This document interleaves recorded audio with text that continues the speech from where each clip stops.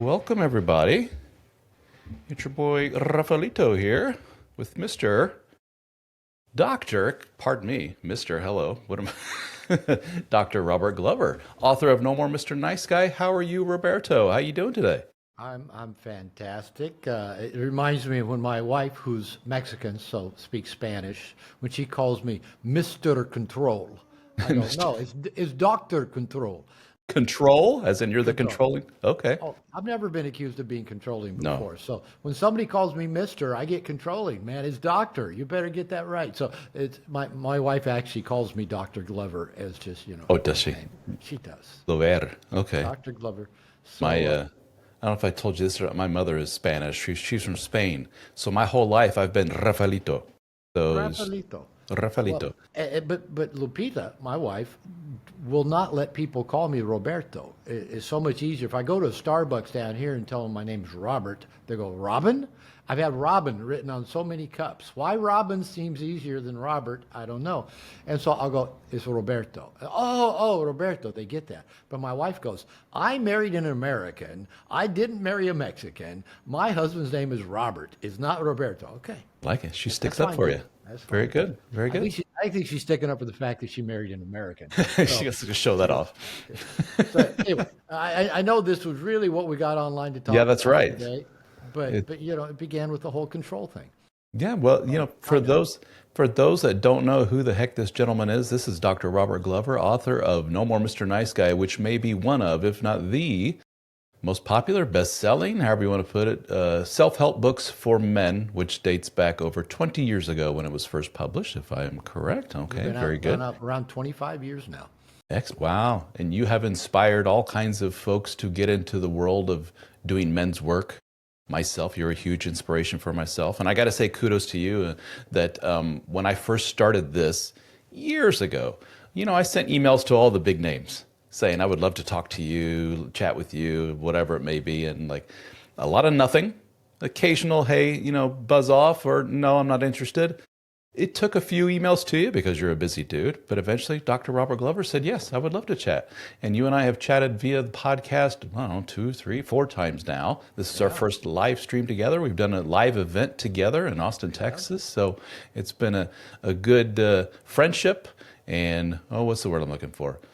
Partnership, if you will, and we've helped each other out as much as we can. And so I just want to say thank you to you, and it's been You're a real welcome. pleasure getting to know you and work with you. And it was one of the biggest names in the biz. So thank you. And a rule of thumb, maybe for people who identify as nice guys, who we don't want to impose on people, and we think, who am I? Ask. It doesn't hurt to ask. You and I were chatting about that before we got on about different people we'd like to have on our programs to interview and reaching out. Sometimes they don't get back, and we go, oh, maybe they're just got busy and it just went down their email inbox. Ask. So yeah, it doesn't hurt to ask. The worst answer you can get told is no. One of my positive slash negative quirks, personality quirks of myself over the years is that maybe I don't have enough of and this has worked in my favor, by the way. Oh, I don't know how to say this. I am not above, like, if I'm in the elevator with the CEO of the giant company that I'm working for, I'm not above going, hey, Bob, I'm Ralph. How are you? Very nice to meet you. And people are like, do you realize who that is? That's CEO so and so, Ralph. You don't just go up to him and shake his hand and say, "Hey, Bob." I'm like, "Oh, well, pardon me, I didn't know." He was off limits. So I take that energy out to, I've emailed all of the big shots in this world and just say, I'm Ralph. This is who I am. You want to talk? And I'm not like saying, "Oh, they would never reply to me." They may, Dr. Robert Yeah. Glover. So what's to be, what's the big And, deal? if you want to take this a step further, it's even bolder when you're standing next to them in the urinal in the public restroom to say, Bob, how's it hanging? I'm actually a big fan of chatting in the urinal. Are you? Well, I know I that's know one of us. Okay. it's almost as off limits though as chatting in elevators with strangers, but I'm also a big fan of chatting in elevators. I'll do You the know, you go elevator in, thing. I will draw the line at when genitals are involved. I will. well, usually there's a little partition in between, So Yo, unless you're in Japan, you and I were talking. I just got back from Japan. Their public restrooms don't tend to have those things in between the urinals. But I tell you what, if you've been to Japan, they've got the best toilets. That's the thing I miss most about coming back. The electronic toilets, the lid automatically lifts, the light comes on, the toilet seat warms, a light comes on down above the water, sprays a little bit on the water, flushes automatically, puts the lid back down, and we won't even go into all the options that are on the little device next to the wall that are all in Japanese, but they have some illustrations, so you know That's good. you know where the water's going to squirt, and maybe with, but yeah, these are even in public restrooms. These toilets are fucking Wow. amazing. So it's kind of like, how can you not talk to the person next to you while standing at these magical electronic urinals? It's just like, I mean, why wouldn't you? It's urinal talk, ladies and gentlemen, with Dr. Robert Glover. There you go. You knew we got on you knew you kept persisting to talk to me for a reason, right? So we could chat about, I could talk urinals. urinals all day long. Hey, speaking of, the worst is the trough. The pee trough. Like Yeah. at some ballparks, like Wrigley Field is famous. They have the big Yeah, yeah. pee trough and stuff. That's just animals just standing around the trough. I hate it though when they pile it full of ice. I guess What maybe is that? I guess to cut down on the splashing? Or? I don't. I guess, but it kind of gets cold though. Depending on Pretty good. You brought the trough up, man. You Good cheated stuff. up. That's good. Yeah, I know. Cold. Anywho, we got Justin saying hello. Well, hello, Justin. Guys, we got Dr. Robert Glover here with us today. Always takes a bit for folks to see that we are online and we are live, and then the questions should start rolling in. We got Dr. Glover here for the next 45 minutes or so. Brought Dr. Glover here to say hello and howdy, take questions from everybody. He was kind enough to take time out of his very busy day, so thank you once again, Dr. Glover. And we have a bit of an announcement. I've already made officially the announcement to folks, but we can say it here again today that we talked about an event that you and I did 3 years ago now at Austin, Texas. Has it been that long? Maybe longer? It might have been 4? coming up on 3 years. Okay, I 3 think- years I think now. 3 Okay. years, maybe. Because you did New Orleans, and then I think you did another kind of Las smaller- Vegas. Okay, so it's probably been Las 3 Vegas, years New ago. Orleans, and now we got one coming up here in South Carolina here in a few weeks. Okay. That one sold out pretty fast, but we are announcing in 2026 we have an event coming up, BroFest. You can go to brofest2026.com and sign up. It's going to be in Louisville, Kentucky in 2026, March 27, 28. Sign up brofest2026.com, and this young man here will be joining us for the weekend. He's going to hang out, have fun, do a little presentation, take questions, all that fun stuff, along with myself, a couple other special guests, including Lauren the Dadvocate, who's really huge here on Facebook and YouTube where you guys are watching this. So if you ever want to meet Lauren the Dadvocate, Dr. Robert Glover, join us, BroFest 2026. And thank you again, Dr. Glover, for joining us. I'm excited because I've never been to Kentucky. You haven't? Oh, wow. I've To show been you around. close enough. I lived in Memphis, Tennessee, and I've got a cousin in the central part of Tennessee. But I've never been up to Kentucky. And I had to laugh that you know this. I shot a promo video for BroFest yesterday, and it's good that I'm going to make a trip to Kentucky because I don't know where anything is, but I got the city wrong in the video. And then you wrote back to the video is great, Robert, but it's in Louisville. Louisville, not Lexington. Yes. Not Lexington. I mean, they're both L words in Kentucky. How many L cities, could there be in Kentucky? And ironically, you picked the rival city to Louisville because there's a big collegiate You guys basketball. have a rivalry? Oh, okay. Yeah. Louisville Lexington is a huge. That's big no. Yeah. Okay. So you're a UK guy. No. I'm a University of Louisville guy. Oh. Lexington is okay. University of Kentucky. Yeah. Okay, you're not a UK guy. No. Well, they're a bunch of cheaters anyway. Why would- Exactly. yeah. Goes without saying. Yeah, I grew. They hire those big name coaches, and so they can recruit all those. Yeah, that's They're how a it bunch goes. of That's cheaters. the name of the game these days. Well, it's not cheating anymore. It's all above board. Now they can pay the kids whatever anymore. So They can move. They can change schools every year now. Gosh, it's the portal as they call it. Yeah. So So Louisville is big with the horse racing, bourbon. I don't know. I don't even know. Are you a drinker? Yeah, you have the occasional cocktail. I live in Mexico. I make an amazing margaritas? margarita. I make great margaritas. I actually don't drink a lot anymore. When I was in Japan, I had don't some either. sake because you have to really if you're in Japan.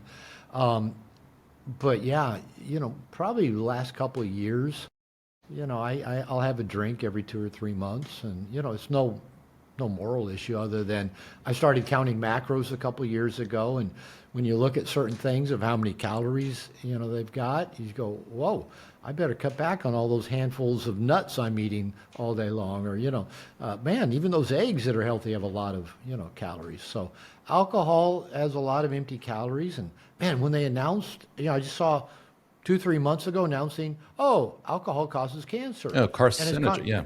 kind of like doctors have known this for years. I'm going, how did the alcohol industry keep that a secret from the rest of us? Not only does it, contribute to belly fat and unwanted calories and whiskey dick and dementia, but cancer too. So I just thought I Fun. want to keep the brain cells, want to keep the Yes. heart going, want to keep the dick working, want to keep the belly fat off. I figure I'll just, I'll drink occasionally when I'm in the mood. So Everything in moderation, no, I as they actually don't say. believe that because You don't. we would have to say rat poison in moderation as well, which I don't believe. And actually, I don't. We can dive into this. We'll move on from toilets and things like that. Toilets and rat You know, poison. Mhm. a lot of nice guys will say that. They'll say two things I hear a lot from nice guys. One, I just got to find some balance, and number two, all things in moderation. And you warned me ahead of time your contact was Yeah, my bad. contacts bother me. So, guys, I'm not winking at you. Okay. All right. And I think that's even a nice guy mentality. If I can just get the proper balance, or if I can just do everything moderately. But that's what nice guys are trying to do anyway. We're trying to be moderate. We don't want to offend anybody. We don't want to show up too much. We don't want to be in too much of a spotlight. We don't want to be at the extreme. But in my experience, I don't know that I know any successful, happy person that lives a particularly moderate life. Most of the people I know that are kind of kicking ass and having a good time are often at the extremes in some matters. Maybe not with the rat poison, but they're at extremes. Maybe they're excessively in the gym, or maybe they're excessively working, or maybe they're excessively, counting calories or investing their money, or they're doing something often at the extremes. And in my experience, when I'm really invested, when I'm invested in work, when I'm invested in my personal health, when I'm invested in a relationship, when I'm invested in keeping my home up, I have found, for example, that I can only really truly fully invest myself in maybe 2 or 2.5 major things at a time. I've tried to be invested in 3 or 4 things at a time, Mhm. and I can't do it. Everything just, gets mediocre. So I'm actually really okay with being in moderate, unmoderate. I don't know what the correct pronunciation is, but at the extremes, if it is your calling, if it is your passion, if it's your deepest desire, go get at the extremes. But I also am a big believer that we can cycle on and off of things. We don't have to be, at the extreme of one thing all the time. I will cycle in and out of things. But trying to find moderation and balance in all things, I've never actually seen it be a recipe for success or happiness. So I'll just throw that out there for whatever your people Yeah, listening well put. maybe want to comment on that. I mean, there is the thought of anytime you study anybody who has a great deal of success in whatever endeavor it is, whatever discipline, you will see an intense amount of focus. They have the thing, whatever the thing is, that gives them that feedback loop of got to keep going, got to keep going. Maybe it's a guy who builds this business into $1 billion business and then sells it, and he really goes for it. The danger is when you're so hyper focused and you crank it up to 11. You just said it. You have to know when to say when and when Yeah. to say time out. You can get burnout, panic attacks, burnout. These are things that are big in the entrepreneurial world. We were talking before about being an entrepreneur because we all seem to be wired towards want more, do more. I really love this. This gives me that boost I need. Go, go, go, go, go. Next thing you know, you've only slept 3 hours a day, and that's not good. Yeah, So there's you, that you do balance. you do have to decide, which things you're going to be extreme at. And for example, I can't not pay attention to my physical health. So I'm pretty fanatical that I'm shooting for being in bed around 9:30 at night. I know for a lot of people, they're up till 11, 1, 2. I can't do it. My wife does that. I can't do it. She'll go out dancing and having a good time and get home at 3 or 4 in the morning. I can't do it. It's not even my idea of a good time, but that's her. For me, yeah, dear, go out dancing, have a good time. Don't wake me up when you come in. I'm going to bed. And being in bed at 9:30. And, since I started counting macros about a year ago now, and, I'm down to about the weight I was at in my 30s. Good for I you. found, and, I'm still tweaking a little bit at getting more consistent with my daily training because I think at any age it's important, but as we get older, we lose muscle mass, so it's important. So I think you have to decide which things you're going to be at the extremes at. And for example, I won't sacrifice my personal health to be extreme at something else. But I found I can usually take care of my health, take care of my relationships, and focus on the project that is in front of me. Now, my wife will tell me that, she says, you work a lot. I go, you're right. But she's also a very happy woman for a couple of reasons. One, when we are together, I'm all there. I'm fully present. I'm not thinking about something else. I'm not distracted. I don't have my phone out. I'm fully present when we're to get connected. And that's satisfying for her. And the other thing is she's free to live her life on her terms. I think most people get into relationships and there's this fusion, there's this sense of obligation. You belong to me, therefore you should. You're my wife, you're my husband, you're my boyfriend, you're my girlfriend, therefore you should live like I expect you to. And I really encourage my wife to live the life completely that she would choose to live. And I tell her in Spanish, tú eres mía and tú eres libre. You're mine and you're free. I'll always be here. But live free, live life on your terms. And so because of that, she's not sitting around going, when's my husband going to pay attention to me? He's working too much. She lives a full life. She goes to the gym hour or two every day, goes to dance class every night, goes out for a dance social once or twice a weekend. Every few months, she'll go to a dance event somewhere. Good for her. And she's really living life on her terms, and she takes good care of her health. We can be at extremes, even in relationship. But again, I think we have to be real conscious of how we're doing those extremes. It can't be an unconscious, I often say that we live in a world where we bow down and worship at the altar of Navy SEALs.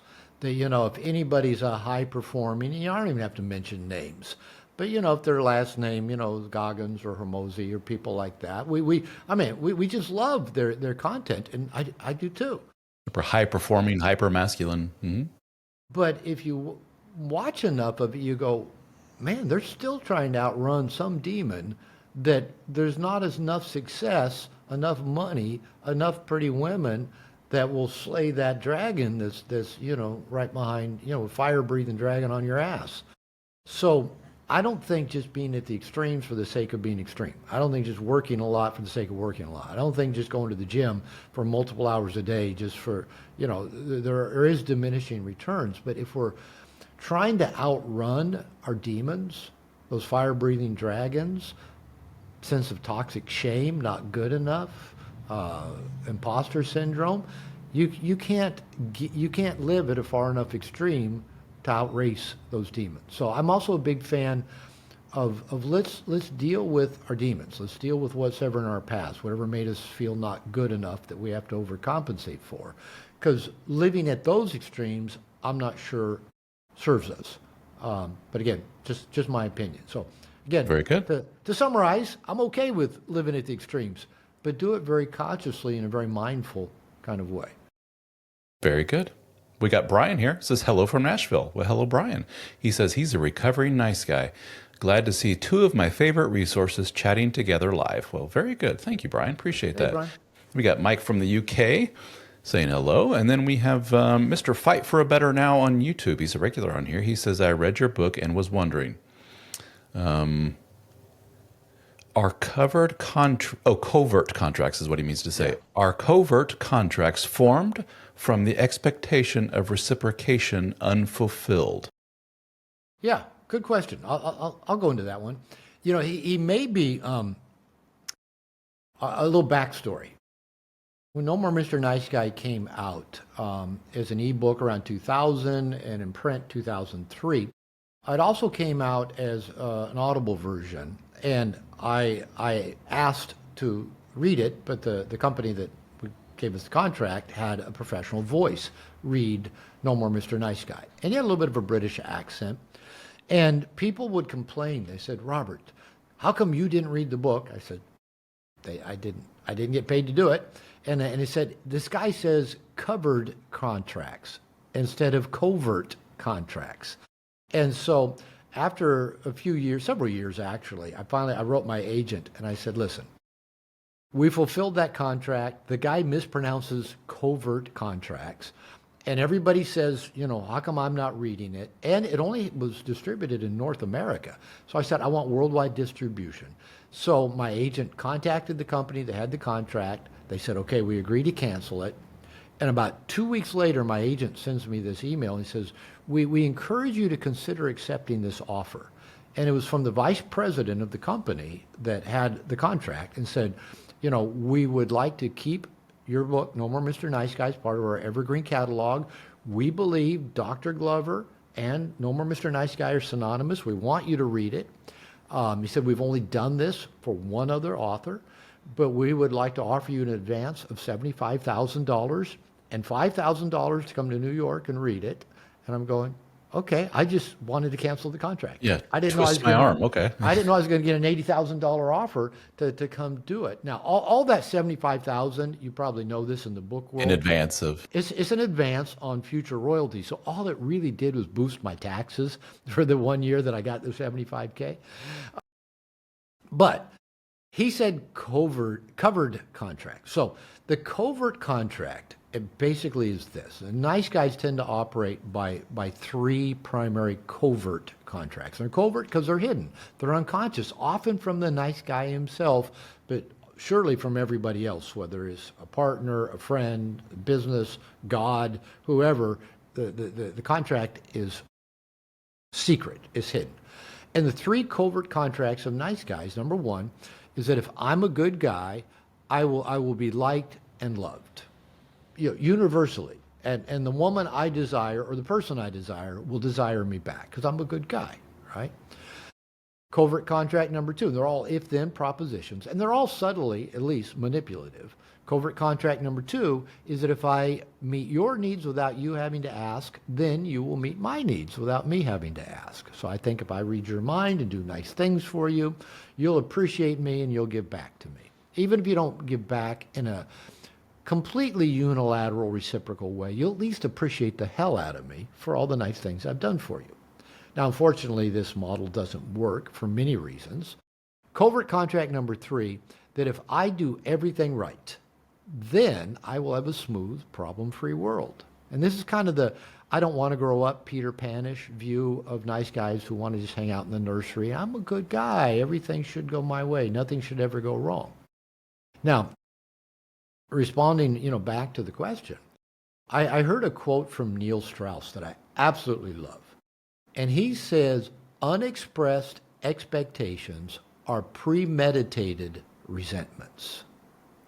That's covert contracts.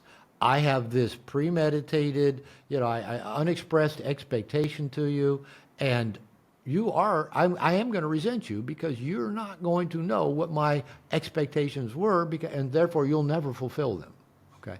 Add to that we nice guys are terrible receivers. We don't typically let people give to us, all the while thinking they should. How come they don't give to me more? So, yeah, the question is really a great question. And again, I love tacking that Neil Strauss quote onto the whole covert contract dynamic of unexpressed expectations are premeditated resentments, because that is what happens. Nice guys tend to get very resentful and frustrated and even rageful. I know those don't sound like nice qualities, Yeah. but they're very common nice guy traits because we are living with our covert contracts, and the world, God, people, are not living up to our expectations. And so as typical nice guy behavior, we just double down and do more of what's not working. We give more, we try harder, and we keep getting more and more resentful, frustrated, rageful even, which always comes out as either withdrawal, passive aggressiveness, which is an indirect expression of anger, or even something my second wife used to refer to as victim pukes, where something would build up so long, We nice guys rehearse these little dialogues in our head, things we want to say to people that we never get around to saying. And you're living in covert contracts when you are feeling frustrated and resentful, even rageful, and when you are rehearsing these conversations where you want to let people have it for how, they're not living up to their reciprocal, expectation for everything that you've done. And then with the victim puke, all of those come out. Little straw breaks the camel's back, and it's ugly. It's not nice. And I remember my ex, after the dust would settle and the puke would get cleaned off the walls from me vomiting out all my resentments, she'd say, "How long that been bothering you?" I go, "I don't know, 6 months maybe." She goes, "Never crossed your mind to just bring it up?" No, actually, I rehearsed it a lot, but I never thought I'd actually say it to you because I thought it'd piss you off if I brought it up. She said, "So you think this method's better?" No, I could see the flaws in it, but I just didn't have one that I thought would be more effective. So that is those premeditated resentments and the not so nice behavior that can follow from nice guys when they're living in their covert contracts. And some of the premeditated resentment is ironically purposeful in the way of, and a way of kind of holding over the head of, in this example, Mr. Nice Guy, holding back on something. I'm picturing the guy kind of crossing his arms and pouting and watching, saying, "I know what she's going to do. She's going to do the thing that I don't want her to do, or she's not going to do the thing that I want her to do. Watch out. There it is. There's the thing." It's this premeditated, you're almost sabotaging, waiting for her to fail. So you have it over her like, "You have failed me again." It's almost a kind of quasi-narcissistic thing. I don't know what you call it. Let's call it full-blown victimhood thing. And there is a seductive energy, maybe even dopamine payoffs for for feeling victimized, whether you're a victim or not. Well, we probably all have had a pity party or two where we just wallowed in our mistreatment and how bad how mean people were, or how unkind or uncaring or this or that. There is some emotional payoff. I think there's actually an evolutionary payoff for feeling victimized. And once we get into that place, well, I've done this and they haven't done that, or they didn't appreciate me, or they keep doing this and it's not fair. And we just go deeper and deeper, into that whole victim state. And I tell you what, yeah, when you are in that victim mentality, you'll see all around you proof and evidence to support your belief that you truly are a victim. I mean, confirmation bias will really look. There's another example. There's another example, and this may be just towards an individual. It might be a parent. It might be a sibling. It might be a boyfriend or a girlfriend, a spouse, a coworker, a best friend. It might be towards women or men in general, depending on which side of that gender fence you're on, where we can just, and I think social media and the internet's just really propagated that whole victim mentality. Like everybody's a victim nowadays.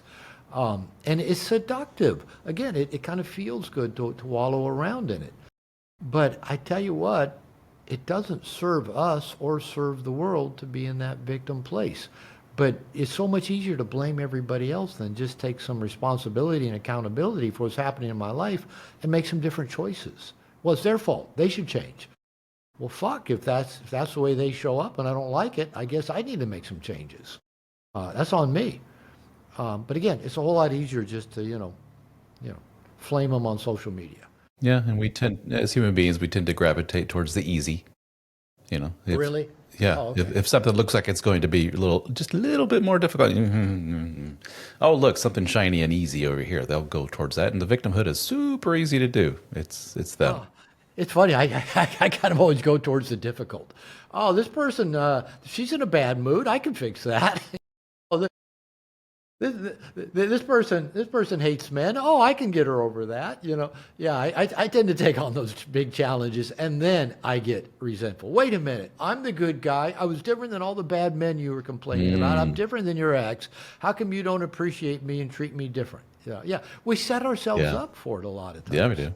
It could be argued, though, you are taking the easy way out because you are acting out some kind of innate programming within you from childhood and so forth that makes you go after the work in progress. So that's easy for you to go, oh, I know this, the damsel in distress. Yeah. I can fix this. And the hard thing is Yeah, to say, Captain Save a Ho. I know that one by heart. exactly. Been there, done that. Started with mom. When I was just a few weeks old. Let's take care of mom. She's unhappy. She's mad at dad. Dad doesn't treat her well. I'll be the good man. Yeah, yeah. Most of it is already wired into our nervous system. Yeah. We tend to go out and co-create systems that feel familiar for us, and that's why trying to get the other people to change doesn't work because we'll actually reinforce the behavior we need them to show, or we'll go find somebody else or some other situation that feels familiar.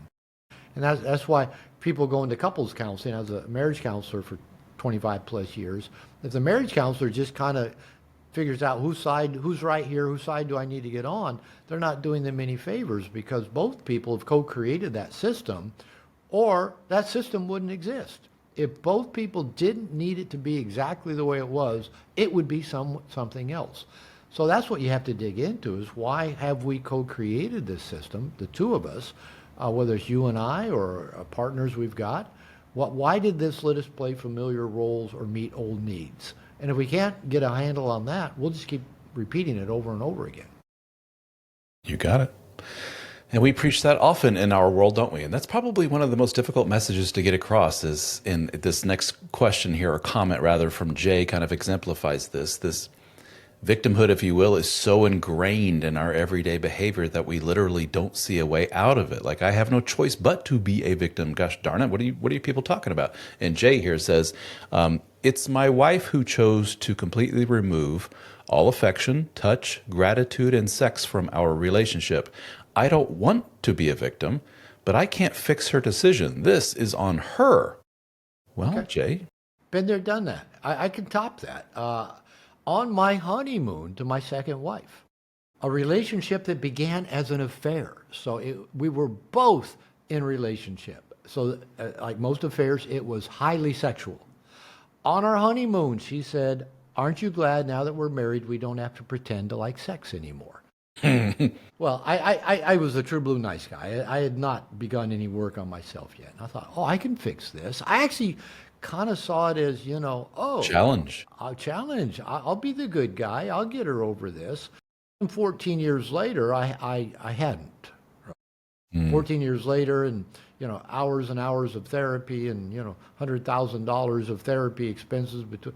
I now say that was probably when she told me one time, she said, we've probably spent $100,000 on therapy. She loved therapy. She was a therapy junkie, and I now say it's probably 80,000 too much to figure out the marriage wasn't going to work. So the truth was, yeah, she changed. She announced on our honeymoon, I don't want to have sex with you anymore. And that basic underlying dynamic stayed pretty constant throughout the 14-year marriage. And I stayed. There you go. That's on me. That's on me. So do people change? Yeah, they do. And I mean, I'm not saying getting out of some relationships or some dynamics is necessarily easy. And you've heard it. I've heard it from countless men. Well, I made a commitment for life, or there's kids involved, or money. We're mutually in debt together, or I make a lot of money and she'll take half of it. I always tell guys, hey, she's got all access of it now. to 100% of it right now, and there's not a judge in the world that's going to tell your wife to quit spending your money. But if you get divorced, actually there are judges that will enforce that. So I get it. I stayed 14 years and kept thinking it'll get better. And that was my covert contract. I can make it better. If I get better, if I, whatever, she'll get better. And she didn't. She didn't. Now, did I grow a lot? Did I write a book about it? Yeah, I'm amazingly grateful. So I would tell the listener, unless you're writing a book about it, they're going to pay you six-figure royalties 25 years after the fact. You might want to consider, number one, the two of you getting into therapy with a good therapist and finding out, is there more than, because here's the thing about that whole sexual dynamic and relationship. Again, I've been a marriage therapist for over 40 years. There's never just one simple little tweak that unravels this sexual dynamic in a relationship. You know that. It's too simplistic to think, well, it's just this or that. It can be so many things. It can be childhood sexual abuse. It can be other traumas. It can be just a repeated, one person letting the other person down and not following through and not keeping their commitments. It could be that one person is trying to get all their needs met through sex, and they're in an empty bucket walking around trying to hook that up to their partner, and the partner's going like that. It could be one of them's a clumsy lover. One of them just sucks in bed, and the other one doesn't want to do that. Sucks in a bad way in bed. It could be so many things, and it's never just one thing. And so to say, well, here's the fix to it, you know that. There's no easy answers. But number one, get into therapy and find out, is there some things that can be addressed and dealt with? And then number two, if it can't be, decide if you're going to stay. And if you stay, you quit complaining. You accept it is what it is. Or do you need to go? And if you go without resentment. But that's what mature people do. But again, I was not one of those mature people for a long time. I stayed, I was a victim, I complained, hoped it would get better. I have a little quote I used to keep on my refrigerator, said, hope keeps all suffering in place. So hoping they're going to change or get better, nothing to bank on there. That's a good one. Keep you suffering, keep you in a resentment. But again, it's so seductive to be in that victim place. Oh, it's bait and switch. She changed the terms. I'm helpless. No, we're not. No, we're not. Yeah, with your situation, 14 years before the divorce, you could have very well said, "Oh, that's not good, sweetie. We need to talk about this. Maybe this was a big mistake. Maybe we should talk to somebody about annulment or something, because we're obviously on two different, got two different If I'd ideas." actually been assertive, and again, going back to what's easy, I was already in that mindset of how do I fix an unhappy woman. I knew she was an unhappy woman already. I already knew all the problems she had in her marriage because she was married when we met. And that appeals a great deal to the whole male sentiment of life tests you. Life throws a lot of tests at you, and you're a man and you overcome them. And you're like, I got this. And you put on your work boots and you get to work and you overcome them. And that was one such test. But unfortunately, you missed the solution, which was to go, I'm going to go over here then, as opposed to I'm just going to stay right here and continue hammering my head over and over again and hope that the headache stops. It doesn't work that way. And Jay, that's what we're saying to you, buddy. You sound very victimish, like helpless. Like, man, I don't know what to do here. The woman just shut every bit of affection off. Well, you could say we're going to work on this, or Jay goes elsewhere. Well, one thing I did do towards the end of that marriage, about 2 or 3 years before it ended, I was in couples therapy with my then wife. We'd gotten out of it for a while, and I got us back in, and I said, listen, I am going to have sex. And I said before my wife, my then wife, and the therapist, who's a woman, I said, just because she doesn't want to have sex doesn't mean I shouldn't. I said, I am going to have sex. I'm going to walk through open doors of opportunity. I will not get emotionally involved with anybody else. And my preference is that I have sex with you, my wife, but just because you don't have sex don't want to have sex doesn't mean I shouldn't.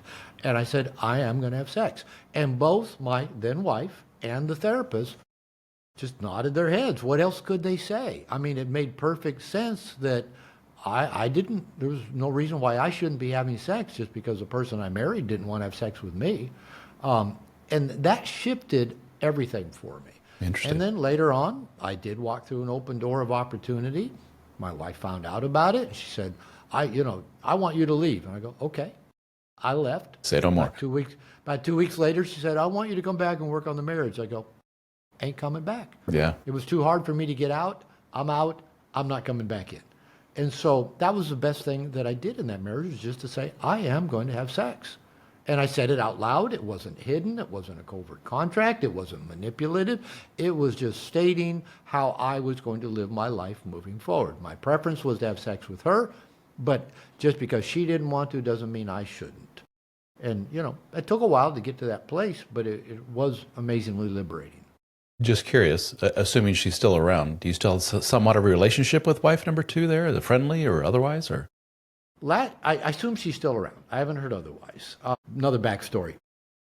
My first 2 wives, I've been married, I'm on my 3rd marriage. Lupita and I have been married 8.5 years now. My first two wives, actually, both of them remarried within 2 weeks of our divorces being final.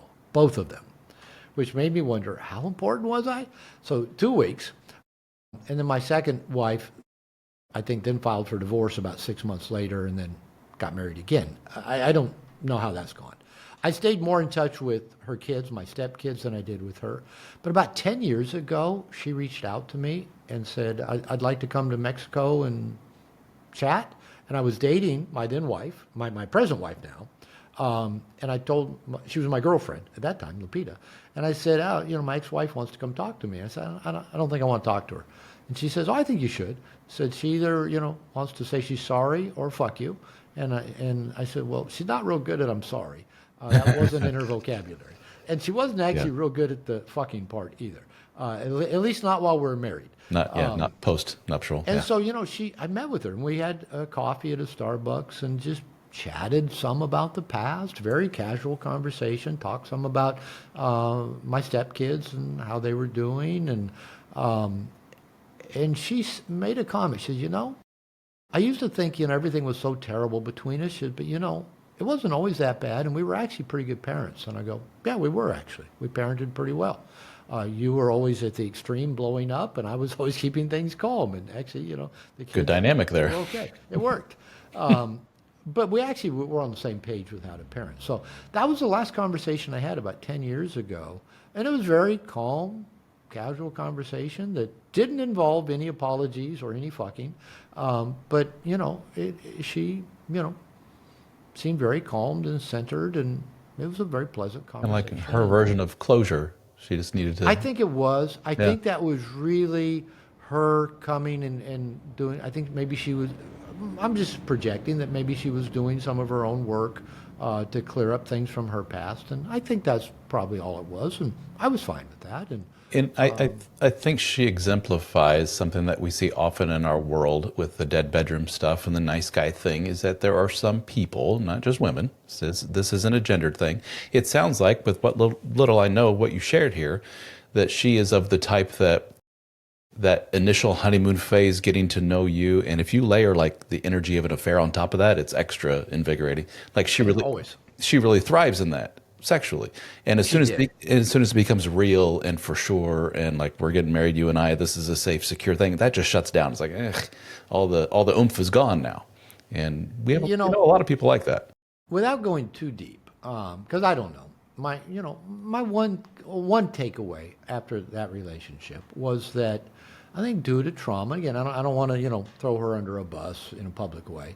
I think she was wired that she could only have sex with people she wasn't supposed to. And once she got into a committed relationship where now there was an expectation of her of sex, I think that brought up old trauma that just shut her down. So anyway, without going too far in the deep, and I'll just say again, I'm actually very grateful for that relationship. I was going to say she was integral to your development. Yeah. Grew a lot. I wrote a book, and I'm grateful for where I sit today. And she was an important part of my life journey. So I have no resentments, no negativity towards her. I wish her only well. And I believe she knows that. And so I'm grateful. She's on my gratitude list, as my first wife is as well. She's the mother of my son, and I'm grateful for both of them. I made plenty of mistakes in both of those relationships, plenty of the blame for what didn't work, but I grew a tremendous amount from both of them. So I'm grateful for that. Well, what more can you ask? If you can, unfortunately there's a lot of pain involved, but such is life. It's not all rainbow and sunshine. Sometimes you got to learn the hard way and go through hell, right? I tell people I had a PhD in marriage and family therapy at 29 years old, but I've still bumbled my way through every relationship because, number one, they're not part of human DNA. Pair bonded, sexually exclusive relationships with a member of the opposite sex that last a lifetime, our human ancestors never did that. That's why it's such a struggle. We've been trying to do it for about 10,000 years once we quit being tribal and decided to move to what's called an ownership mentality, or often called the patriarchy. It hasn't worked. but we still keep thinking it should. This should work. It should be easy to find my soulmate. It should be easy to fall in love. It should be easy to find that one person who's going to bless my life, who I'll want to be with forever, and she'll want to be with me forever. And it should be easy to be together forever. No, it's not, because it's not in our human DNA. Now, if we do it consciously, I'm actually a big fan of relationships. Even though I bumble my way through them, I keep learning a lot. I love David Snarches, who wrote Passionate Marriage. I love his phrase of calling conscious relationships powerful personal growth machines. I think whatever our human mind thinks the opposite sex is going to do for us is typically wrong.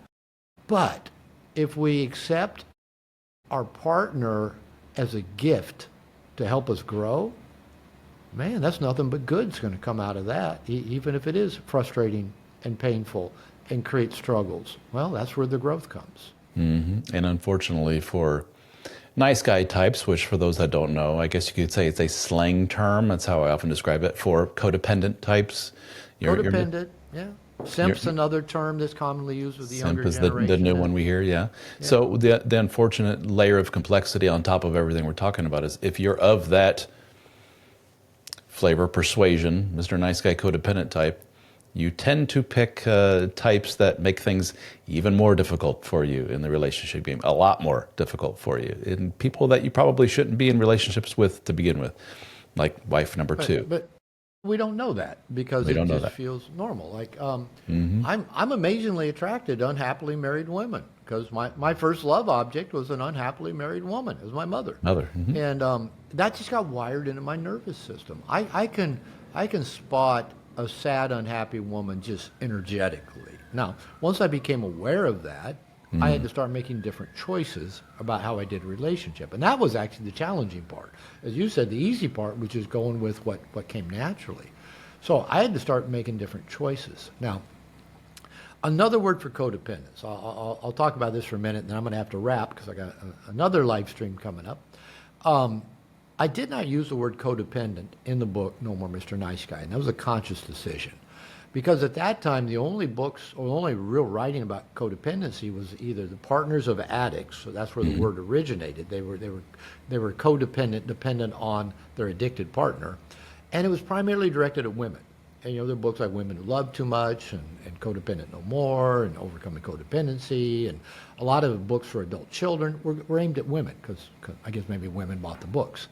So I consciously did not use the word codependent, but that's what nice guy syndrome is codependent. The covert contracts are the basis of codependency. Now, another term that I like even better, that I think is more descriptive, is called borrowed functioning. That codependent relationships are actually borrowed function relationship, meaning I only have meaning or value or identity in relationship to you or this other thing. If I have a good-looking wife, I get identity from that. If I have a partner who has problems, I get identity that she needs me to help her fix those problems. And if I don't help her, she won't find a way out. And that can be really messy because if my identity comes from her having problems that I help her fix, I will actually sabotage any progress she makes because if she actually gets better, she might not need me. So where's my functioning? Where am I needed?